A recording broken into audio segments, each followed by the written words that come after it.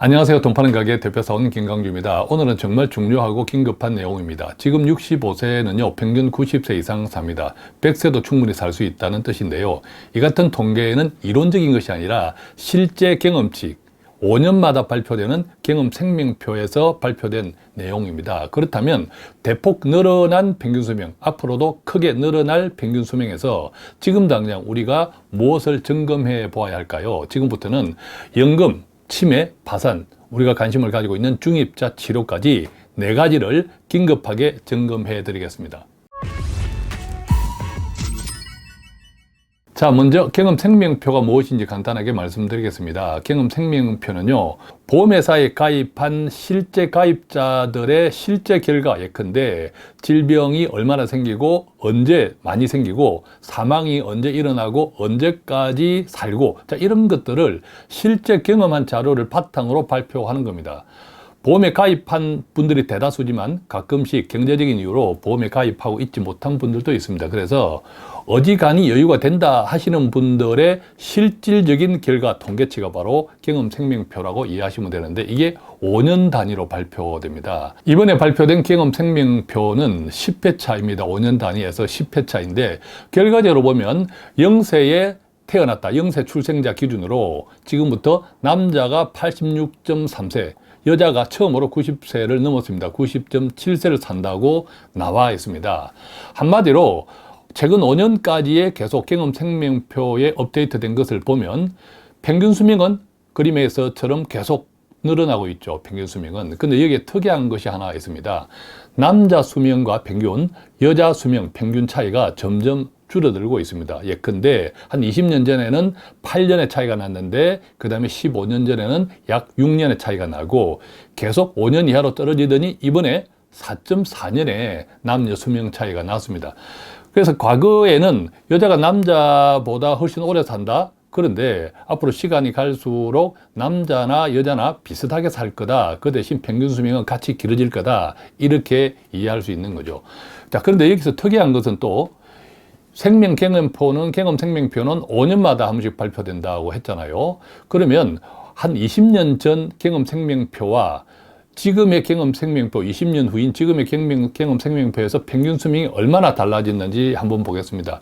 20년 전 경험 생명표에는요, 남자 평균 수명이 76.8세여서 여자는 84.4세였는데 20년이 지난 이번에 발표된 경험 생명표는 남자가 20년 전보다 무려 10년 이상 평균 수명이 늘어났고 여자는 6년 가까이 평균 수명이 늘어났습니다.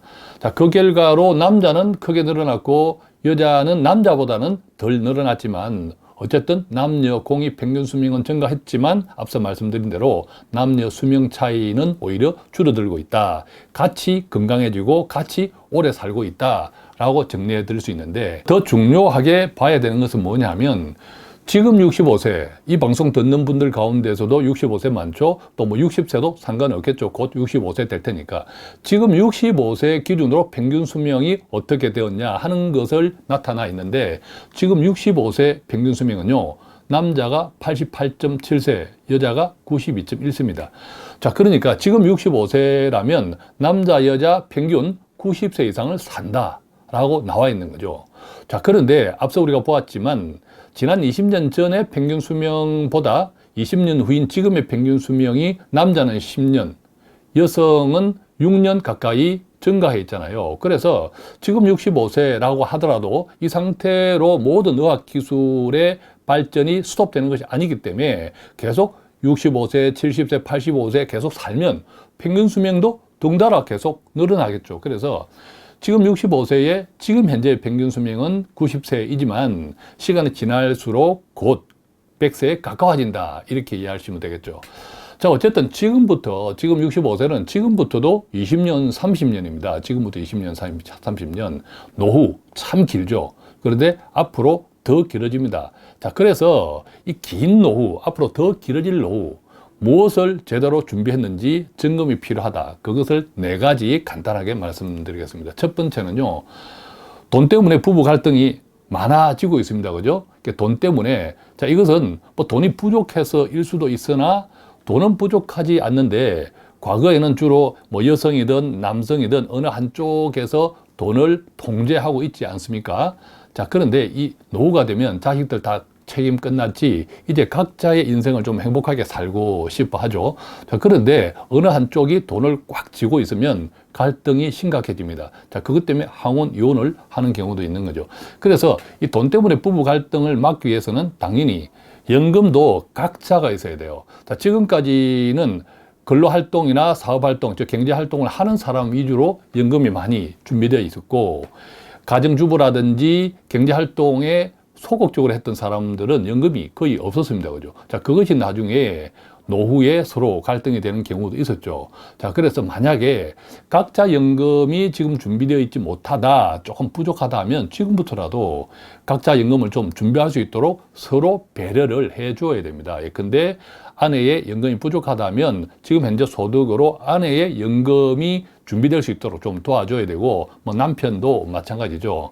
자, 그래서 지금부터 연금은 최소 5년을 착실히 준비하면 어느 정도의 연금을 마련할 수 있습니다. 물론 내가 매달 얼마를 준비하느냐에 따라 다르겠지만, 그래서 지금부터 최소 5년 준비한다라는 생각으로 각자 연금을 형편껏 준비해 보시기 바랍니다. 관련되는 영상은 이따 제가 이 영상 말미에 링크를 좀 해 놓겠습니다. 오늘 말씀드린 4가지 것들에 대해서. 두 번째는요, 살다 보면 특히 노후가 되면 어느 날 갑자기 자산이 동결되는 경우가 있습니다. 이 자산 동결이라고 하는 것은 뭐냐면 상속은 아닙니다.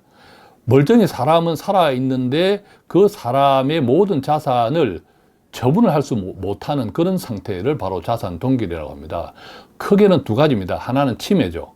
자, 치매가 갑자기 걸렸어. 그러면 그분이 가지고 있는 모든 자산들을 어떻게 처리할 수가 없습니다.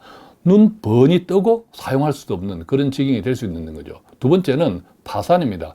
노후에 파산 많습니다. 사기에 걸린 경우도 많고요. 그만큼 이제 분별력이 떨어지는데, 이 노후의 파산도 마찬가지죠. 그리고 치매도 마찬가지입니다. 어느 날 갑자기 자산이 동결되거나 자산이 사라집니다. 자, 이런 경우 어떻게 좀 준비해야 될까요?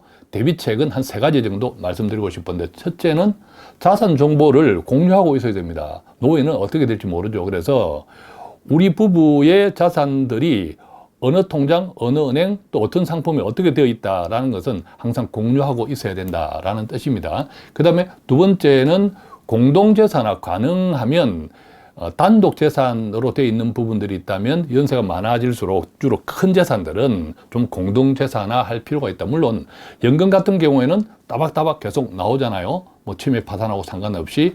그래서 연금이나 이런 개별적인 상품은 소소한 것들은 좀 뺄게라 하더라도 큰 재산들의 좀 공동재산화가 필요하다라고 생각 들고, 3번째는 이것은 조금 뭐 까다로운 것이라서 관심 있는 분들은 별도로 좀 알아보십시오. 성년 후견인 제도도 있고 또는 신탁이라는 제도도 있습니다. 자, 이런 것들도 특히 치매 등등과 관련해서 미리 좀 알아보시고 필요하다면 좀 준비해 놓으면 좋겠습니다. 자, 이제 3번째입니다. 3번째는 노후가 길어지고 평균 수명이 증가되고 갈수록 심지어 20년, 30년 또 계속 증가하죠. 100세 그러면 뭐 30년, 40년일 수 있는데 이때는 돈 가치가 계속 떨어집니다. 자칫하면 힘들게 지금 준비한 연금이 나중에 휴지, 돈 가치가 계속 떨어지면서 휴지가 될 수 있다. 자, 이거 심각하게 생각하셔야 됩니다. 그래서 내가 지금 가입하고 있는 연금 상품을 점검해 보십시오. 크게 2가지가 있습니다. 제가 자주 말씀드립니다. 연금이 지급이 개시된 이후, 주로 한 65세부터 받잖아요. 연금이 지급 개시된 이후에 내 돈이 불어나면서 끄집어 쓰는 연금이 있고, 또한 이때는 환금성도 매우 중요합니다. 노후에는 갑자기 목돈이 필요한 경우도 있죠. 그래서 연금 지급 이후에 불어나면서 필요하면 조금 더 목돈을 꺼내 쓸 수 있는 연금, 환금성, 자, 이런 것들을 갖춘 연금이 있고, 반대로 연금 지급 이후에 돈이 불어나지 않습니다. 반대로 이야기하면 실질 가치가, 돈이 불어나지 않으면 실질 가치가 계속 줄어든다는 거죠. 그래서 한 뭐 몇 년은 상관없지만 20년, 30년 이렇게 되면 나중에 똑같은 돈을 10년, 20년, 30년 뒤에도 똑같은 돈을 지금 쓴다고 생각해 보십시오. 지난 20년, 30년을 되돌아봐도 돈 가치가 어떻게 되겠습니까? 2번째는 내가 연금인데 만약의 경우 목돈을 활용할 수가 없어. 황금성이 제로야. 자, 그런 것도 굉장히 불편할 수 있습니다. 그래서 노후에는 돈 가치 하락, 내가 가입한 연금 상품을 꼭 이런 두 가지 관점에서 한번 점검해 보시기 바랍니다. 자, 이제 마지막 네 번째입니다. 요즘 치명적인 질환, 여러 가지 의학기술이 발전되어 가지고 여러 가지 좋은 치료 기술들이 많이 도입되고 있지 않습니까?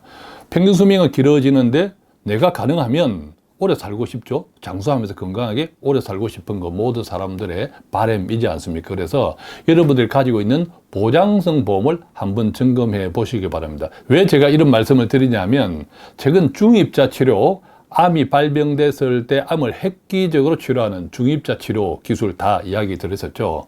이 중입자 치료 기술은 지금은 고정형밖에 없어서 움직이지 않는 고정된 암, 예컨대 전립선 암 등등 같은 고정된 암만 치료하는데 조만간에 이게 회전용 시설이 들어온다고 합니다. 회전용 시설이 들어오면 고정된 암뿐만 아니라 움직이는 암, 우리가 예컨대 뭐 췌장암, 위암 이런 것들도 치료가 가능하다고 합니다. 문제는 이 중입자 치료가 한 번 할 때 500만 원, 총 12회를 기본으로 하는데 이때 6천만 원이 들죠.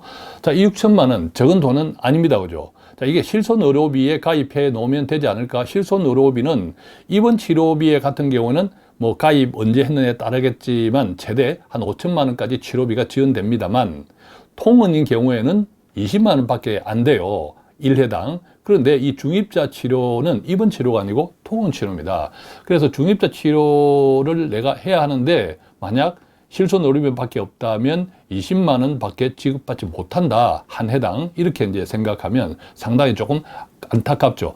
자, 이런 분들을 위해서 어떤 것들에 조금 관심을 가지고 자기가 가지고 있는 보장성 보험에 이런 것이 있는지 없으면 이런 정도 한번 관심을 가지면 좋겠는데 특약 가운데 항암 방사선 약물치료 특약이라고 있습니다. 그래서 항암 방사선 약물치료 특약에 가입하면 이 중입자 치료비도 다 보험금을 받을 수 있다. 자, 그런데 이것을 위해서 새로 가입할까? 보험 자체를?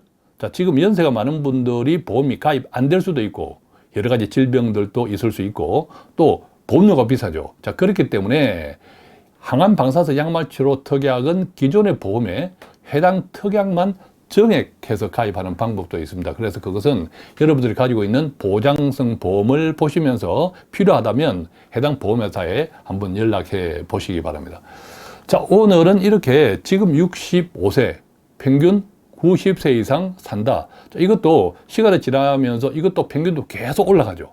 지난 20년 동안 남자는 10년, 여성은 6년 이상 증가한 것들은 앞으로도 계속 올라가니까 이 평균 자체가 95세, 100세가 된다는 거죠. 지금 65세도 계속 살다 보면. 자, 그래서 지금까지도 퍽 길어진 노후, 앞으로는 계속 길어질 노후, 무엇을 점검해야 될까? 4가지 정도는 긴급하게 점검해 보자 라는 차원에서 몇 가지를 말씀드렸는데 지금 노후 생활을 하시는 분 또는 노후 준비를 시작하신 분들께 조금이라도 유익한 내용이 되었으면 좋겠습니다. 고맙습니다.